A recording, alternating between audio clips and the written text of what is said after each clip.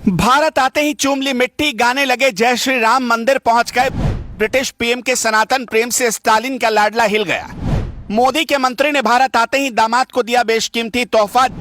G20 की meeting में जाने से पहले ऋषि सुनक ने पढ़ी गीता। 3 महादेश 3 पीढ़ियां, पंजाब के गुजरावाला से लंदन के 10 डाउनिंग स्ट्रीट तक, दिल में हिंदू, जुबां पर जय श्री राम। भारत आते ही दिल में धड़कने लगा हिंदुस्तान। जो कहते हैं सनातन धर्म डेंगू मलेरिया की तरह है, ऐसे लोगों की बोलती ब्रिटेन के पीएम ने एक झटके में बंद कर दी। जो हिंदू होकर भी खुद को हिंदू नहीं कह पाते, उनको दुनिया की 5वीं सबसे बड़ी अर्थव्यवस्था वाले देश के प्रधानमंत्री को देखना और सुनना चाहिए, जो दुनिया के मंच पर जाने से पहले गीता का पाठ करके गए और जो हमेशा अपने साथ हनुमान चालीसा रखते हैं। भारत आते हैं ब्रिटेन के पीएम ने सनातन विरोधियों का मुंह बंद कर दिया और खालिस्तानियों का इलाज करने की खातिर प्रधानमंत्री मोदी की तारीफ की और खुली छूट दे दी।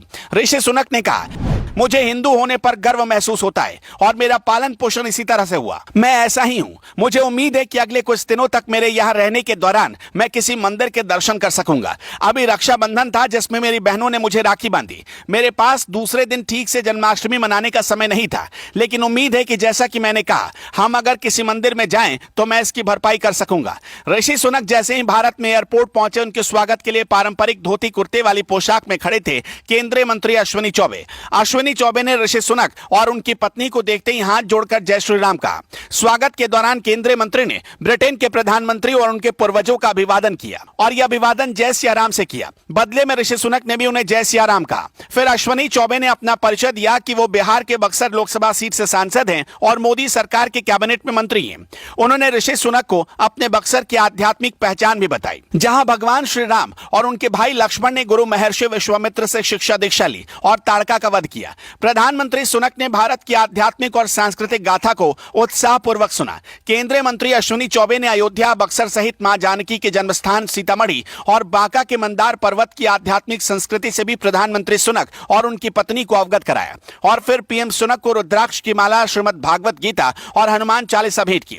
ऋषि सुनक भारत के हैं, वो भारत के दामाद भी हैं, क्योंकि उनके दादा तो भारत में रहते थे, लेकिन बाद में पूरा सुनक परिवार NRI बन गया। 3 महादेशों की यात्रा में सुनक परिवार की 3 पीढ़ियों का समय गुजर गया, तब जाकर ऋषि सुनक को ब्रिटेन के प्रधानमंत्री का ताज मिला है। बात लगभग 90 साल पहले की है। अविभाजित भारत के पंजाब प्रांत के गुजरावाला से एक खत्री युवा अच्छी जिंदगी की तलाश में 7 समंदर पार जाने के लिए निकल पड़ा। इस युवक का नाम था रामदास सुनक, जो ऋषि सुनक के दादा थे। 1935 के आसपास ऋषि सुनक के दादा रामदास सुनक गुजरावाला से 5000 किलोमीटर दूर लंबी यात्रा पर निकले।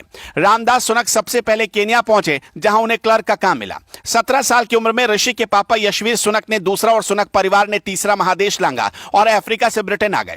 यह साल 1966 का था। यशवीर सुनक करियर की तलाश में केन्या से ब्रिटेन के लिवरपूल आ गए। बाद में उन्होंने यूनिवर्सिटी ऑफ लिवरपूल में डॉक्टरी की पढ़ाई की। यशवीर सुनक अभी भी साउथहैम्पटन में रहते हैं। ऋषि सुनक की फैमिली का भारतीय संस्कृति में गहरी आस्था है। उनके दादा रामदास सुनक ने 1971 में साउथहैम्पटन में वैदिक सोसाइटी हिंदू टेंपल की स्थापना की। लंदन में ऋषि सुनक को उनका प्यार मिला। स्टैनफोर्ड यूनिवर्सिटी में भारत के बिजनेसमैन नारायण मूर्ति की बेटी अक्षता मूर्ति पढ़ा करती थी। तब ऋषि सुनक स्टैनफोर्ड से MBA कर रहे थे। 2009 में इन दोनों ने शादी कर ली। ऋषि सुनक भले ही कांग्रेस देश के प्रधानमंत्री हैं, लेकिन वो हर धर्म का सम्मान करते हैं और ये सब काम करते हैं अपने धर्म का सम्मान बचाए रखते हुए। यानी वो खुद को प्राउड हिंदू कहते हैं और उन्हें इसमें जरा भी हिचक नहीं आती। ऐसे नेता के लिए आप क्या कहना चाहेंगे? अपना जवाब हमें कमेंट बॉक्स में जरूर बताइएगा।